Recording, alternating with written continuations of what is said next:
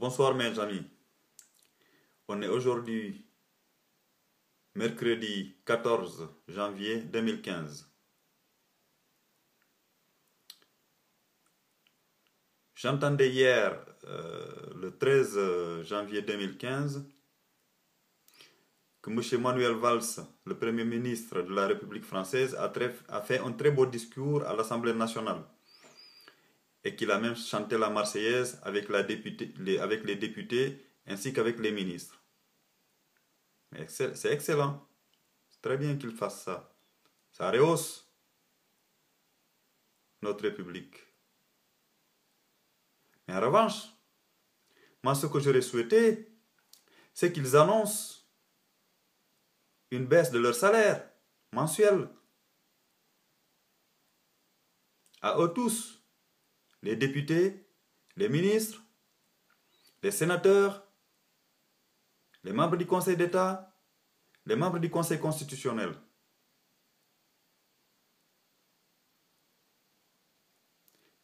Qui réduisent, non, je dirais même qu'ils demandent, qu'ils acceptent de n'être payés qu'un mois sur deux. Parce que ces députés, ces ministres, ces sénateurs, c'est souvent des multiretraités. Un député touche 6 000 euros par mois, un ministre environ 13 000 euros par mois, même si ce salaire est un peu moins que les ministres de l'ancien gouvernement Sarkozy, certes, mais ça fait quand même de grosses sommes. Parce qu'il ne faut pas oublier qu'en France, la misère ne cesse d'augmenter, le chômage ne cesse d'augmenter.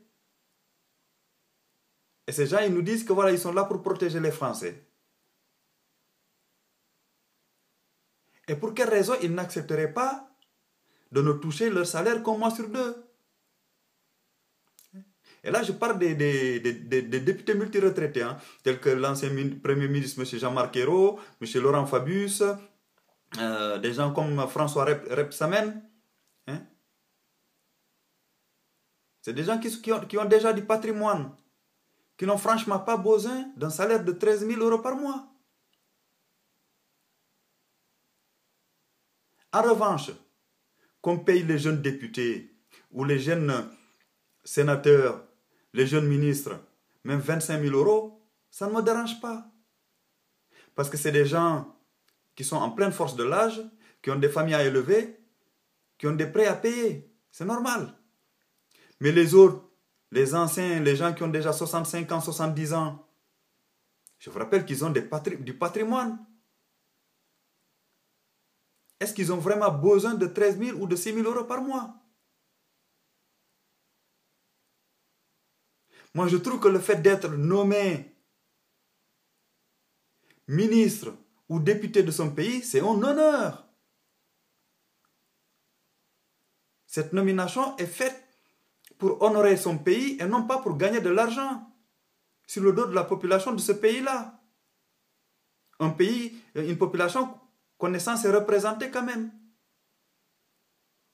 Parce qu'il ne faut pas oublier qu'en France, il y a des retraités qui touchent à peu près 6 000 euros par mois. Hein. Moi, je veux bien demander aux députés de venir vivre avec 6 000 euros, 600 euros par mois, pardon. 600 euros par mois. Des retraités en France qui ne vivent qu'avec 600 euros par mois. Donc voilà, je pense quand même que ça, c'est pas normal. C'est pas normal. D'ailleurs, vous me direz, qu'est-ce qui est normal de ce que font ces élites-là? Donc, vous savez, c'est comme quand ils nous votent des lois pour punir la population. En revanche, dès que ces lois-là se retournent contre eux, là, non, là, ils ne sont plus contents contre les juges qui les poursuivent ou les procureurs. En général, les procureurs ne les poursuivent pas toujours parce que les procureurs sont des sbires de l'État, hein, sont des chiens servis de l'État. Donc, voilà. Une fois que les juges commencent à les poursuivre grâce aux lois qu'ils ont votées, ah non, là, ça ne va plus. Hein? C'est le cas actuellement de Sarkozy. Bon, je ne dis pas qu'il est condamné, mais qu'il est poursuivi pour plein de choses. Mais là, il n'est pas content. Et ouais, mais pourtant, c'est lui c'est lui et ses collègues qui ont voté ces lois-là, hein. Mais ouais, évidemment, tant que ces lois-là s'appliquent au reste de la population, ça leur convient. Mais une fois que le boomerang leur revient, ah ben, ça ne va plus. Eh ben voilà. Eh ben oui, mais ça va pas. Ça va pas. Et donc, je vous avais dit aussi que Valls, je m'en doutais qu'il allait mettre ces histoires-là sur le dos de Dieudonné. Je m'en doutais. Parce que lui, il n'a pas arrêté depuis 2014 de mobiliser l'État entier pour faire la chasse à Dieudonné, hein. Bon, maintenant que Dieudonné a dit qu'il se sentait plus Charlie Koulibaly, bon, moi je trouve que c'est un humoriste, alors qu'on soit d'accord ou pas, peu importe. Mais il n'a pas appelé à tuer qui que ce soit. Je rappelle que Dieudonné, ça fait 10 ans qu'il fait des spectacles, et à la sortie de ces spectacles, il n'y a jamais eu de bagarre, ni de trouble à l'ordre public, ni d'appel à aller frapper qui que ce soit. Donc il faudrait que Valls et ses collègues arrêtent de mettre tout sur le dos des autres. Pour moi, ce qui se passe, c'est leur responsabilité. C'est une grosse partie de leur responsabilité. J'y reviendrai tout à l'heure. J'y reviendrai. Donc, ensuite, il s'est mis, comme d'habitude, il s'est mis à dire que voilà, les Juifs n'ont pu avoir peur. D'accord, je suis d'accord, il n'y a pas de souci. Moi, pour moi, je trouve même c'est idiot de dire des Juifs français. C'est des Français comme nous, comme tous. C'est des Français, c'est eux qui ont fait la République française. Ils font partie des gens qui ont fait cette République-là. Pourquoi ils ne se sentiraient pas chez eux? Et d'ailleurs, pourquoi on accepte que des Français juifs morts en France aillent se faire enterrer en Israël? Et que Ségolène Royal y aille avec eux? C'est pas humilier la République, ça? C'est comme le fait d'accepter que des soldats français dont les parents sont d'origine étrangère se fassent enterrer dans le pays d'origine de leurs parents. Moi, je trouve que la République ne devrait pas accepter cela.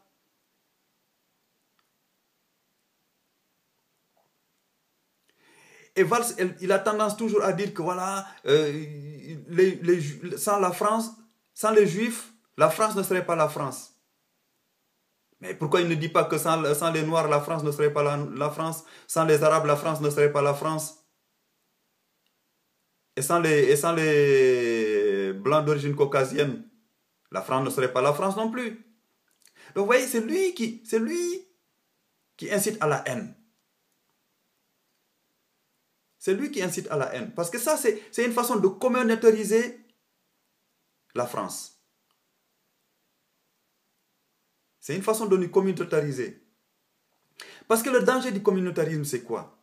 Ce n'est pas que le fait que les gens se regroupent en communauté. Non, c'est le fait que de se regrouper en communauté les pousse à avoir des revendications juridiques, des revendications politiques, des revendications sociales et des revendications financières.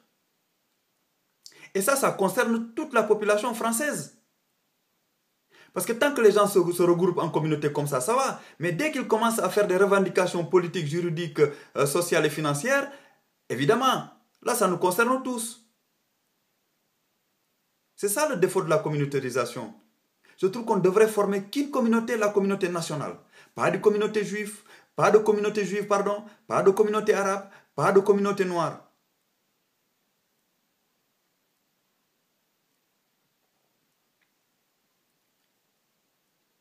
Et il dit aussi que les Juifs sont à l'avant-garde de la République française. Mais tout ça, c'est une incitation à la haine. Parce que ça veut dire que les autres, ils sont à l'arrière-garde. Les autres ne valent rien. Il n'a pas dit ça directement, mais la majorité de la population française, je pense qu'au moins, vont comprendre cela comme ça. S'il y a une avant-garde, c'est qu'il y a une arrière-garde. Logiquement. Sinon, le mot n'a aucun sens. C'est comme de dire donc que sans la France, que sans les Juifs, la France ne serait pas la France. Mais il y a quand même des pays où il n'y a pas tant de juifs que ça, et ces pays-là, c'est en eux-mêmes. Il n'y a, y a pas tant de juifs que ça. Bon, je ne sais pas s'il y a beaucoup de juifs ou de noirs ou d'arabes au Japon, en Chine ou en Corée du Sud, dans les pays scandinaves. Mais ces pays-là sont eux-mêmes. On ne peut pas dire que sans les juifs, ou sans les arabes, ou sans les noirs, la Suède ne serait pas la Suède. Le Danemark ne serait pas le Danemark. La Norvège ne serait pas la Norvège. Le Japon ne serait pas le Japon. La Chine ne serait pas la Chine. La Corée du Sud ne serait pas la Corée du Sud. Vous voyez où ça peut mener? Donc je pense qu'il faudrait arrêter ces imbécilités, parce que ça c'est n'importe quoi. C'est comme le fait d'accepter que M. Netanyahou vienne en France et dire aux Français juifs qu'Israël est leur foyer, comme s'ils n'étaient pas français, ces gens-là. Et il le dit en pleine République française, le 11 janvier 2015, après la manifestation de commémoration contre les attentats. Hein? Mais pour moi, il humilie la République française. Et c'est la deuxième fois. Parce que je vous rappelle que après l'affaire de Toulouse, M. François Hollande était allé se prosterner devant Netanyahou en Israël, et Netanyahou était venu en France, et il avait fait chanter l'hymne israélien aux députés français.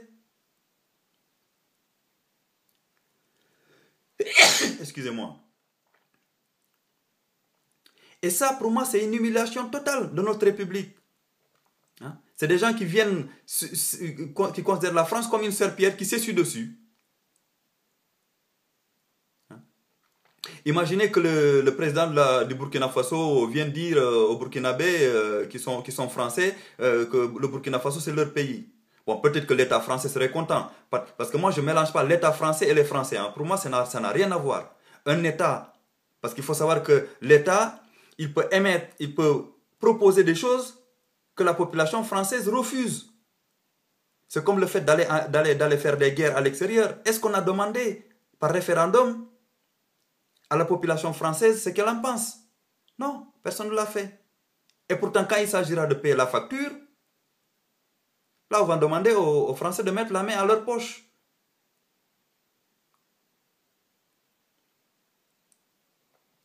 Voilà, pour moi, c'est une humiliation totale. Et je ne sais pas si ces gens ils se rendent compte de ce qu'ils font. C'est comme les terroristes, ils nous disent, oui, bon, j'ai entendu des policiers et des experts dire qu'ils ont laissé leur carte d'identité. Vous vous rendez compte? Ils ont laissé deux cartes d'identité dans la voiture. Pas une à deux. Et j'ai entendu dire, oui, c'est pour qu'on les retrouve. Ben oui, mais s'ils avaient besoin qu'on les retrouve, comme disait quelqu'un dans une vidéo, ben, ils n'avaient pas besoin de mettre des cagoules dans ce cas. Si vous voulez vous faire reconnaître, ben, vous n'avez pas besoin de mettre des cagoules. Au contraire, le fait de mettre des cagoules, ils font peur aux gens. Donc, s'ils étaient venus à visage découvert, ils auraient été plus facilement reconnaissables. Hein? Donc voilà, moi, c'est des choses que je ne comprends pas.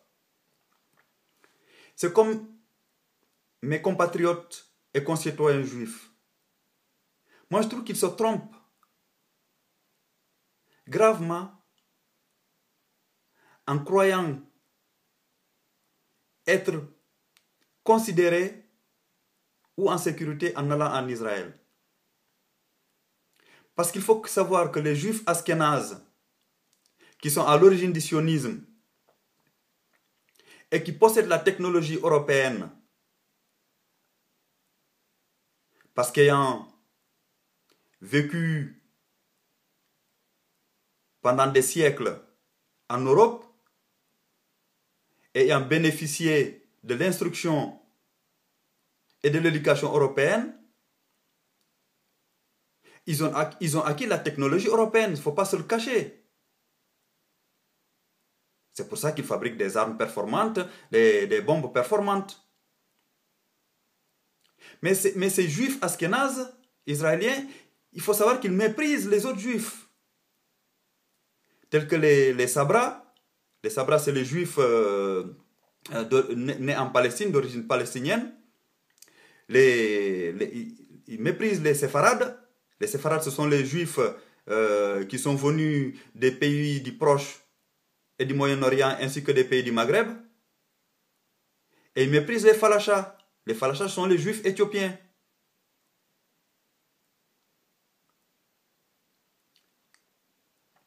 Et il faut justement se rappeler que le sionisme, c'est une idéologie racialiste, raciste et colonialiste. Et le judaïsme n'a rien à voir avec le sionisme. D'ailleurs, je vous invite à voir la vidéo du rabbin Rav Ovadia Youssef qui s'appelle « L'antisémitisme en France aujourd'hui, pourquoi ?» Et là, il explique que le fait que dans la Torah, on dit que les Juifs sont le peuple élu, ne veut pas dire qu'ils sont là, qu'ils sont élus pour dominer ou pour humilier les gens, pour humilier les autres peuples. Non, ils sont dits élus pour guider, éclairer, être bons, gentils et honnêtes avec les autres peuples. Voilà ce qu'il explique. C'est pour ça qu'on dit que le peuple juif, c'est le peuple élu. Ils ne sont pas élus pour être dominateurs. Malheureusement, la plupart des sionistes, des juifs sionistes, qui maîtrisent la banque et la finance, aspirent le bien des nations, la richesse des nations et de leur peuple. C'est le cas des types comme M. George Soros, des Rothschild, des types qui se trouvent dans les bourses de Wall Street, des bourses de Berlin, de Londres, de la City et de Berlin. Attention, je ne dis pas que tous les juifs sont des sionistes. J'ai déjà dit qu'il y a des juifs anti-sionistes. Mais les juifs sionistes, pour moi, sont des dangers. De toute façon, voilà. C'est des dangers. Parce que, pourquoi des gens ont besoin d'avoir des milliards? Parce que pour moi, on a besoin d'un toit pour vivre, de quoi se vêtir, une voiture peut-être pour se déplacer, et de quoi avoir quelques loisirs. C'est tout. Pourquoi accumuler des milliards? Et pourquoi ils ne respectent pas la bonté et l'honnêteté du judaïsme et redistribuer une partie de leurs biens au peuple et aux nations du monde? Et là, je ne parle pas que des juifs sionistes qui sont riches. Hein. Je parle de tous ces milliardaires, qu'ils soient africains, européens ou autres. Hein. Voilà. Et là, effectivement, quand il s'agit des juifs, ces juifs-là, pour moi, c'est des sionistes. Ils ne respectent pas le judaïsme, le vrai judaïsme, parce que le vrai judaïsme, c'est la bonté. Hein? Si vous écoutez le Rav Ovadia Youssef, c'est ce qu'il dit. Voilà, donc je pense que nos élites devraient faire attention à ce qu'ils font. Parce que le fait de mettre les communautés en avant par rapport aux autres, mais ça ne peut entraîner que des divisions sociales. Si maintenant ils veulent qu'on aille à la guerre, ben écoutez, bon, c'est dommage. C'est dommage qu'on en arrive là. Parce qu'il faut... Moi, je pense qu'il faudrait revoir notre éducation nationale. Non pas l'appeler même pas l'éducation nationale, c'est l'instruction nationale. Parce que l'école est là pour instruire. L'éducation normale, c'est les parents qui devraient la faire. Et il faudrait, je pense, supprimer toutes ces lois. Par exemple, les lois qui disent qu'il ne faut pas donner une fessée à un gamin. Moi, je ne dis pas qu'il faut taper les gamins comme des cinglés. Mais un gamin qui est dans une maison, qui n'écoute pas ce qu'on lui dit, mais si on ne lui donne pas une fessée, mais il ne va pas écouter. Et moi, je ne suis pas psychologue, mais j'ai l'impression qu'un gamin, quand il n'a pas peur, ben, on ne peut rien contre lui. Et raison pour laquelle dans les écoles, on nous dit qu'il y a des écoles où les gamins ne veulent pas respecter les minutes de silence qu'on leur a demandé. Mais si on vient simplement leur dire, voilà, vous allez faire une minute de silence sans leur expliquer, ils ne vont pas comprendre. C'est comme l'histoire de la Shoah, il y a l'histoire du génocide des Juifs. Parce que moi, j'aime pas trop ce mot Shoah, parce que bon, c'est Claude Lanzmann qui l'a inventé, et que la plupart des gens l'emploient. Et on n'emploie pas la Nakba pour les Palestiniens. Parce qu'il faut savoir que Shoah, ça veut dire catastrophe. Et pour les Palestiniens, le fait que les sionistes occupent leur territoire, c'est la Nakba. Donc c'est la catastrophe pour eux. Hein. C'est leur Shoah à eux. Donc il y en a qui vous disent que voilà, les gamins dans les écoles ne veulent plus qu'on leur parle de la Shoah. Mais c'est normal parce qu'il n'y a pas de pédagogie. Parce que c'est vrai qu'il y a la plupart, moi j'ai discuté avec beaucoup de Français qui disent qu'on ne parle que de la Shoah. Ils ont l'impression qu'on ne parle que de ça. Beaucoup de gens ont l'impression qu'on ne parle que de ça. C'est peut-être pas vrai. Mais l'impression que ça donne, c'est ça. Et pourquoi? J'en sais rien. Je ne peux pas l'expliquer directement. Donc voilà. Et moi, je pense que notre pays n'est ni raciste. Je l'ai déjà dit, les Français ne sont pas des racistes, ne sont pas des antisémites, ne sont pas des islamophobes. Et comme c'est comme le racisme anti-blanc. Qu'est-ce qui en parle du racisme anti-blanc? C'est des gens comme Alain Finkielkraut, des gens comme Elisabeth Lévy, des gens comme Pierre-André Terguieff. Voilà, ce sont ces gens-là qui ont mis cette histoire de... Et des gens comme Éric Zemmour. Moi, Éric Zemmour, bon, c'est un type que j'aime bien parce que bon, il n'est pas sioniste et bon, des fois il dit des choses avec lesquelles on n'est pas d'accord. Mais voilà, c'est pas une raison. Voilà, c'est des gens comme Éric Zemmour, Alex Finkielkraut, Pierre-André Terguieff, Elisabeth Lévy qui parlent de racisme anti-blanc. Ce n'est pas les autres Français, hein. Mais de toute façon, même si ce racisme anti-blanc, à supposer qu'il existe, mais il n'existe que dans les zones urbaines. C'est comme si le racisme existe ou l'antisémitisme, il n'existe que dans les zones urbaines. Moi, ce que je propose, c'est de mettre un juif ashkénaze, donc d'origine européenne, un blanc d'origine caucasienne, donc un blanc de souche, un juif séfarade, donc originaire des pays du Maghreb ou du Proche et du Moyen-Orient, et un arabe. Par exemple, on met un juif d'origine maghrébine et un arabe d'origine maghrébine. Ben, moi, je vous mets au défi de demander à un Français de distinguer qui est juif parmi ces 4 personnes. Moi, je serais incapable de vous dire qui est qui est juif. Maintenant qu'on s'attaque au symbole, parce qu'on a dit que c'est des juifs qui sont là, je suis d'accord. Ça, c'est inadmissible. Je ne vois pas pourquoi on attaquerait une synagogue, une mosquée. D'ailleurs, pourquoi on attaquerait une personne? C'est parce que c'est politique. Nos politiques, des gens comme Manuel Valls, comme François Hollande, pour qui j'ai voté, je le rappelle là. Des gens comme M. Jérôme Guetz, des gens comme François Rebsamen, tous ces membres du gouvernement incitent à la haine. C'est eux qui incitent à la haine. Ce n'est pas Dieudonné, ni Alain Soral, ni Hervé Ryssen, ni Robert Forichon, ni Vincent Renoir. Hein. Parce que ces gens-là, ils n'ont jamais appelé à taper sur qui que ce soit. Jamais, au grand jamais. Donc, inciter à la haine, moi, je ne comprends même pas ce que ça veut dire.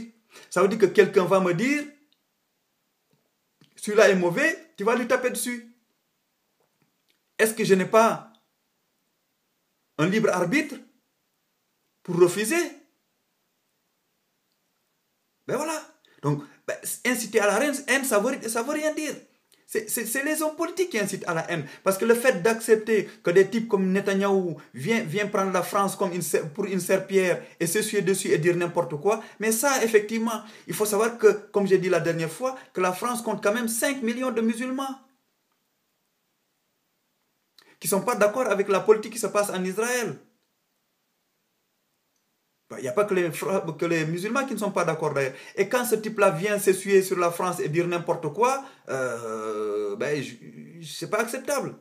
Je vous rappelle qu'il y avait déjà eu un précédent avec Sharon qui avait dit que, à l'époque de Chirac, que les Juifs n'étaient pas en sécurité en France, qu'ils rentrent en Israël.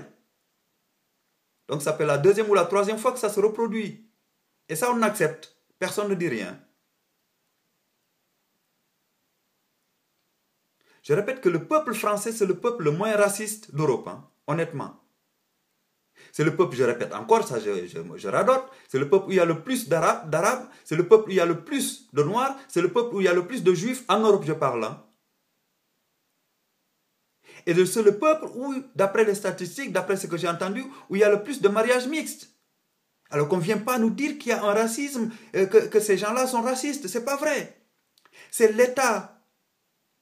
C'est les hommes politiques français qui sont en train de nous mélanger les uns contre les autres, de nous diviser. Moi, je refuse l'idée que les Français sont racistes. Ça fait des années que je suis dans des villages français, je n'ai jamais eu aucun souci. Parce que j'essaie de respecter les gens, j'essaie d'être poli avec eux. Bon, peut-être pas tous gentils, mais j'essaie de l'être. C'est tout. Et j'essaie de n'embêter personne. Si je peux faire quelque chose pour quelqu'un, je le fais. Parce que moi, je ne vois pas en quoi quelqu'un viendrait taper sur quelqu'un qui n'a rien fait. Bon, ça peut arriver par hasard que quelqu'un cinglé, quelqu'un qui est mentalement dérangé, vient me tuer un jour. Mais ce n'est pas exclu, je l'ai déjà dit. Ce sera comme ça. Mais arrêtez de dire que la France est constituée de racistes. Ben, maintenant, si vous amenez des types comme Netanyahou, vous vous soumettez à des types comme ça, ben, ne vous étonnez pas qu'il y ait des problèmes dans ce pays. Il ne faut pas vous étonner. Et ça, vous en êtes les seuls responsables. Si vous montrez que ce pays est respectable, il sera respecté. Si déjà vous commencez... Bon, je répète par exemple, je rappelle quand même que nos présidents de la République, par exemple M. François Hollande, j'ai entendu qu'il va quand même toucher 36 000 euros de retraite, hein, si je ne me trompe pas. 36 000 euros de retraite, vous vous rendez compte quand même?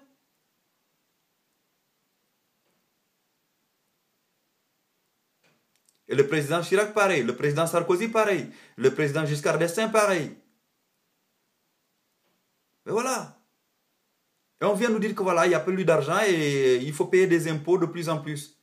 Et je rappelle qu'en France, il y a des paysans qui se suicident tous les jours parce qu'ils n'arrivent pas à payer leurs prêts. Et que les normes européennes sont en train de les embêter comme pas possible. Et comme a dit d'ailleurs François Asselineau, l'Europe c'est une escroquerie. Parce que la France donne 21 milliards à l'Europe, il garde 7 milliards, y compris une partie de l'argent qu'ils vont emmener dans les pays de l'Est, mais ça c'est normal. Mais l'autre partie, il le garde dans les institutions européennes.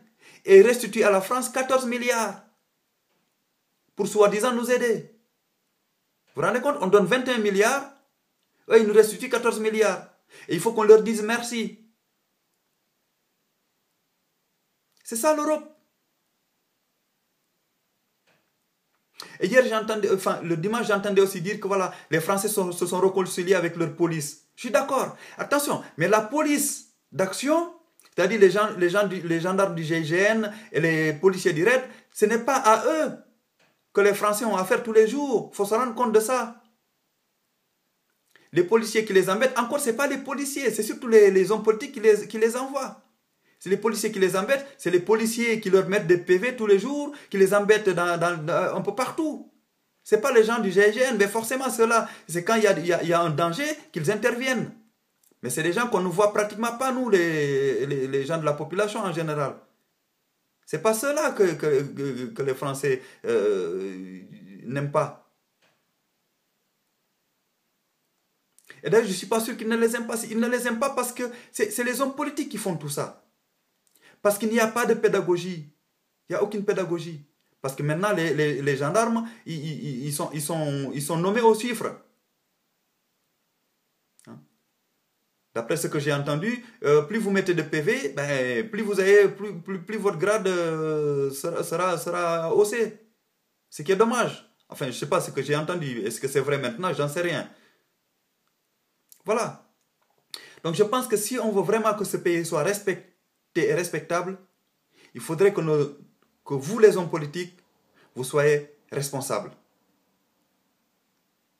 Et pensez que dans notre pays, il y a la misère qui augmente. Essayez quand même d'être un peu plus décent que vous ne l'êtes. Franchement.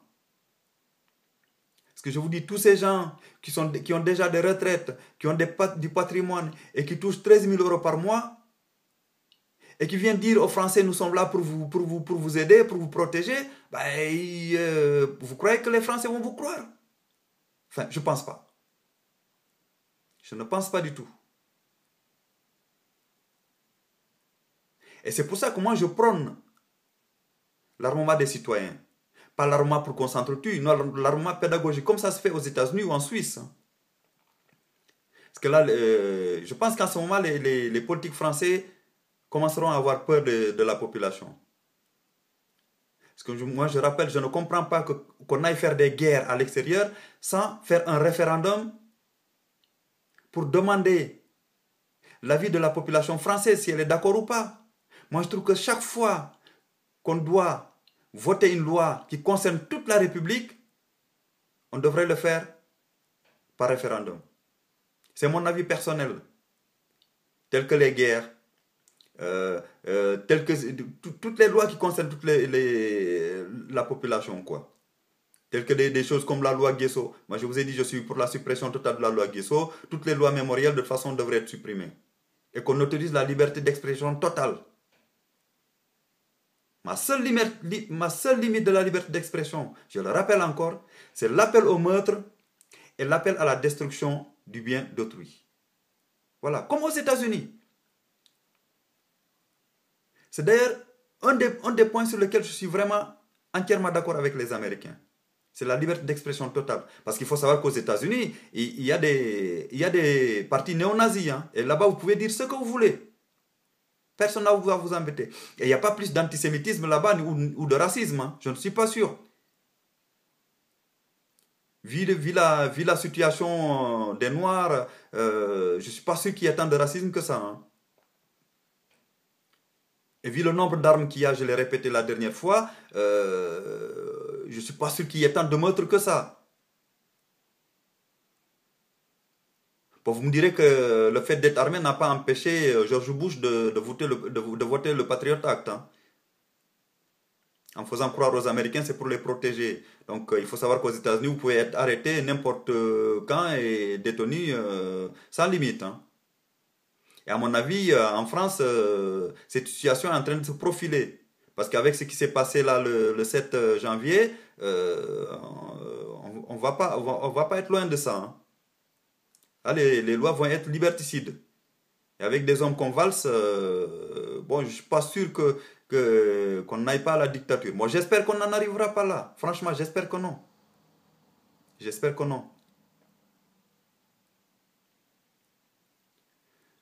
Voilà, c'est tout ce que j'avais à vous dire ce soir, mes amis. Allez, bonsoir. Merci.